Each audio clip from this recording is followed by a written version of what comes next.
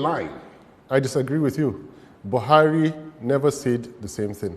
Buhari talks about corruption, and corruption, that is it. He has never gone beyond saying what corruption is. I speak about corruption and I go straight to the point and tell you corruption is inflated government contracts. And I can, forgive my language, academically tell you that I have never heard, for all the years that Buhari has been fighting corruption, anything from him to even indicate that he understands how corruption is perpetrated in Nigeria. Very quickly, I'll tell you, there are 7 different ways. First one is inflated government contracts, which is responsible anything between 55 to 65% of the quantum of corruption. Second one is unreported, unremitted revenue. The third one is extortion, from the 50 naira collected on the roads to the multi-million dollar deals that are done before anybody could see the president. Fourth one is conversion of public property into private. Fifth one is misuse of security vote. The way you had it before is the way you still have it today. Sixth one is wastefulness, criminal wastefulness. Anything you can create to spend money recklessly on. Include the reckless, undue use of private jets and any other instrument of government that is wasteful. It is corruption. The seventh one is undue influence of fraternity and relationship, which we call influence peddling. Man knows man. Man knows man. Buhari has never clinically, or let me put it this way, scientifically looked at corruption. The corruption does not perpetrate itself. There are ways that it happens.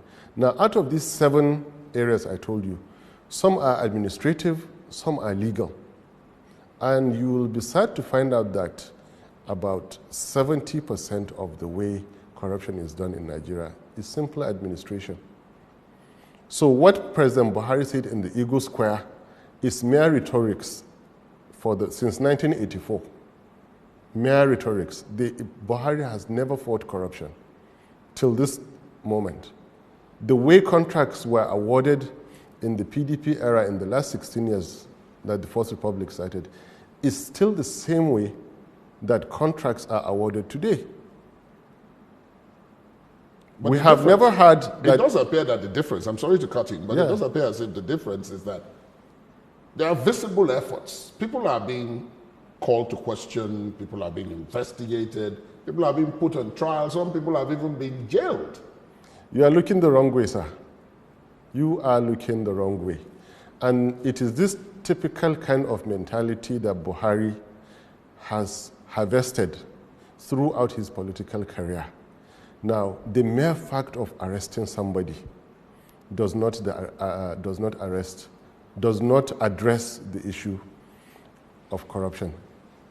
It addresses the criminality aspect. What we should be technically interested in, how did that act of criminality happen? They inflated a contract. How will you stop it? Control the mechanism. You no longer can inflate contracts because there are limits to what you can add. Logical limits, mathematical limits to what you can add. And by the way, PDP government, right from Obasanjo's time, had been apprehending and arresting and convicting people. Those who are jailed now, if you trace it, you will find out that their cases began during the PDP governments. I don't see what Buhari is doing now really as fighting corruption. For the past 26 years, I have been interested in writing a book on the Naira. I have not been able to write the book, but I have been monitoring the movement of the Naira, the fluctuations, and major events that happen as the Naira slides. I regret to inform you that since May 2015, what I notice is that the moment Naira drops, a major arrest is made. And this is only done to cover the failures of the government.